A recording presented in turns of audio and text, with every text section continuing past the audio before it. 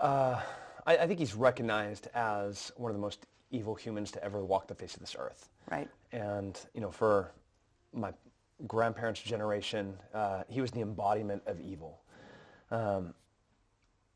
Just the thought that he might have escaped and ran to South America and lived his life should infuriate the planet. Like, all 7 billion people here should be tossing tables and just raging. This, we have to know. This can't just be the convenient truth for a history book.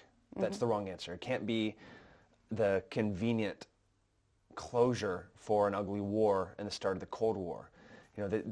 This can't be for convenience. This has to be for truth. And that's why this was significant.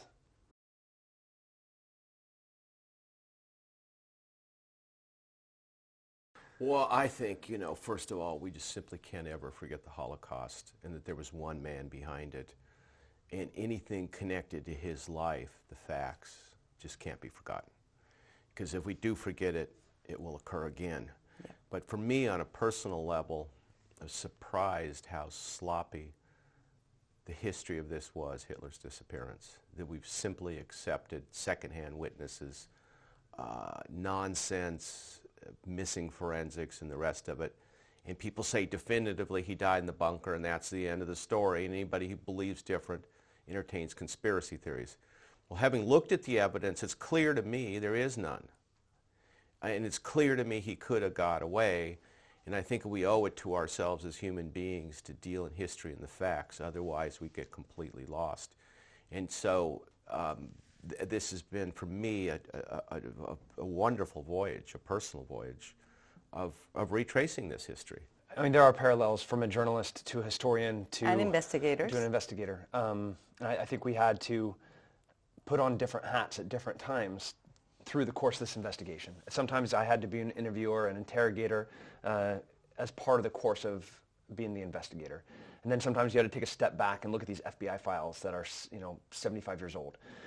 But really it was, as an investigator, there's a ton of circumstantial evidence. And we had to take that evidence and put it into a chronological timeline to assess the feasibility of getting the most powerful and evil man on the planet from Berlin to South America.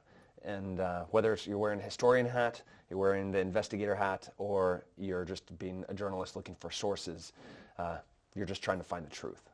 And that, we're looking for authentic sources because, look, both of us, especially Tim, when you are dealing with facts and information, you're treating it as it's meaningful.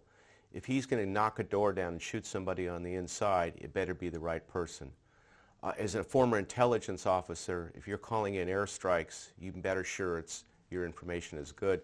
So we both came into this total skeptics, and we both came in dealing with the facts as if they really mattered. We're not historians sitting in a library. We're not going through archives and giving our opinion, well, it could happen this way or that, or giving weight to one guy after another.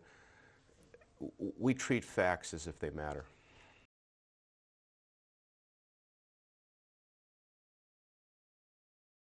We are definitely carriers that give you access to a world that most people don't get to see. Right. The tracking and finding people is a skill set that is so finite. There's not many people on the planet that can do what Bob does, that has done what we've done.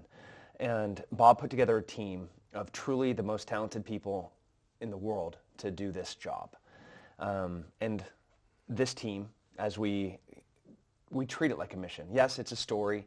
Yes, it's going to be a show. But for me, I treated it was still mission first. I had my objectives. He was telling me what he needed from a given location, and I would try to give him the best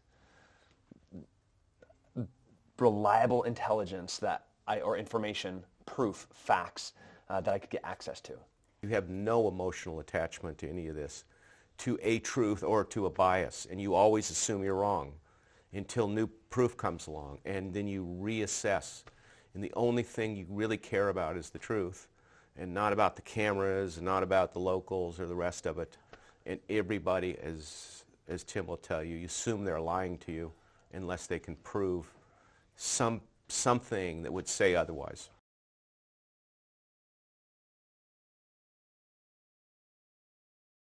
You know, so I was at headquarters most of the time, but what is important for me, having run operations overseas and been in the field for 20 years, is the guy on the ground, Tim, saying, could this have happened? Did it happen?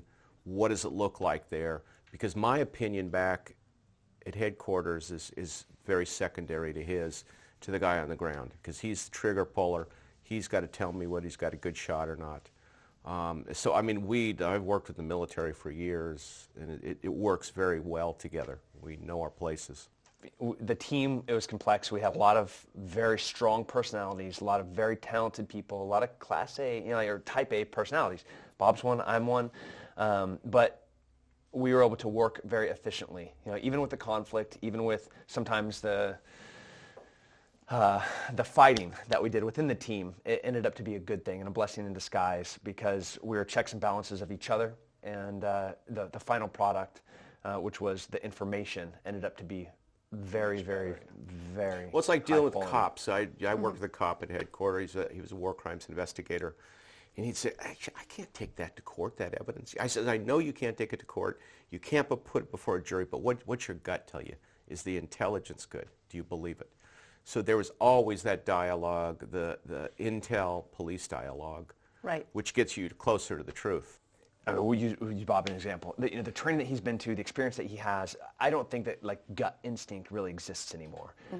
There's this vast knowledge, this experience, training that gut instincts, the gut instinct is really at some degree the subconscious things that he doesn't even know consciously about what to do, but he knows them. It's in there.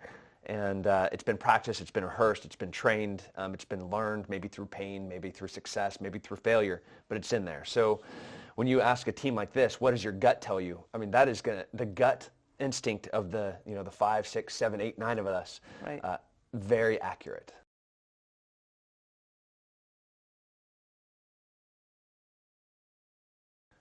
Well, I mean, the narcos in Mexico is the ability to vet the foot soldiers. They have to be blooded. They have to be family. In a lot of ways, the Nazis were too. Anybody Hitler could trust had gone through the same system. This isn't you take a recruit and hope to trust them. I mean, very much the family structure and also the initiation, the crucible of violence is very important. The brutality and the efficiency in which they conduct violence. If I was going to look at something that was so starkly similar, it was how efficient they are at hurting people. And if I'm looking for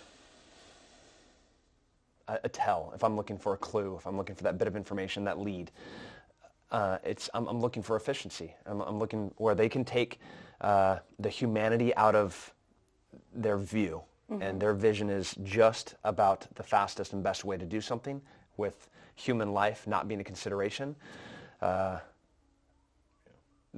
That's what I see between the three of them. A tunnel, a plane, a train, a submarine.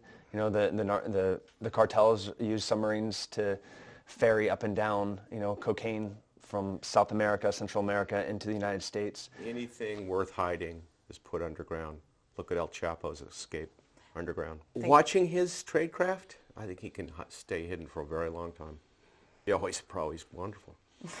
I wish he were on our side.